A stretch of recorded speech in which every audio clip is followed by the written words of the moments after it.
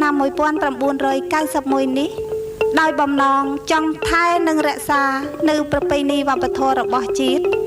ដែលមានតាំងពីយូរលង់មកហើយដូចជាម៉ូដសម្លៀកបំពាក់ម៉ូដភ្នួងសក់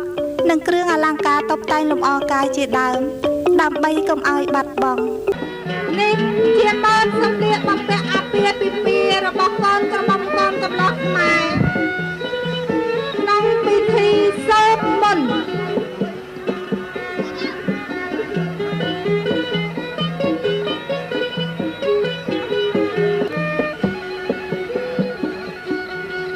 នេះជាសម្លៀកបំពាក់